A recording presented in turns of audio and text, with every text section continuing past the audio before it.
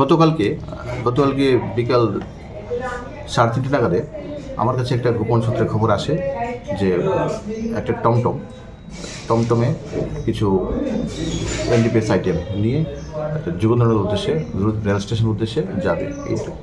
এই খবরের ভিত্তিতে আমি আমার খবরটা আমার অথরিটিকে ইনফর্ম করেছি এবং আমি আমার সাব ইন্সপেক্টর সমরেশ চাকমাকে এন্ডোর্স করেছি এই ব্যাপারটা ভেরিফাই করার জন্য।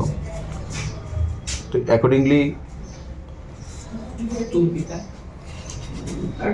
আমি সাব ইন্সপেক্টর সমরেশ চাকমা এবং থানার অন্যান্য অফিসার টিএসআর স্টাফ তারা বিভিন্ন জায়গাতে অ্যাম্বুশ করা হয়েছে ফাইনালি আমরা টমটমটাকে ডিটেন করেছি যে কলেজটা ল কলেজের সামনে দিয়ে যে রাস্তাটা গিয়েছে এই বিজয় অ্যাপার্টমেন্টের দিকে, ওই রাস্তার মাঝখানে আমরা টমটমকে ডিটেন করেছি।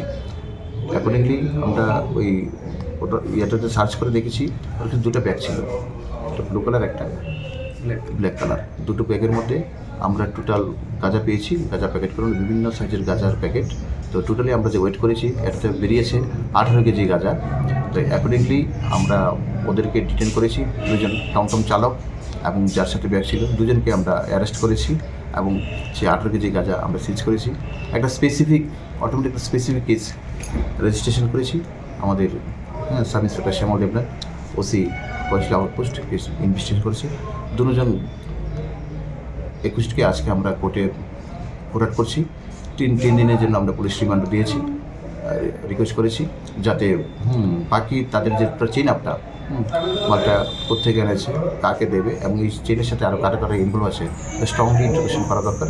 তার জন্য আমরা 3টে পুলিশ রিমান্ডে নিয়ে স্ট্রংলি ইন্ট্রোগেশন করব। দুজনের নাম কি এবং কত টাকা বাজার মূল্য রয়েছে? এখন যে দুজন ছিল, একজন হলো প্রদীপ দাস, ওনার বাড়ি ভাটিয়াবনগর দিকে, আর একজন হলো আশিস নমো, ওনার বাড়ি হলো 1790 জি। তো অ্যাকচুয়ালি আর ভ্যালু অফ সিজড আর্টিকেলস যেটা হলো এখানে 18 কেজি। এখন 5,000 টাকা যদি কেজি ধরে বিক্রি হয় তাহলে অ্যাপ্রক্স 90 কেজি, 90,000 হবে।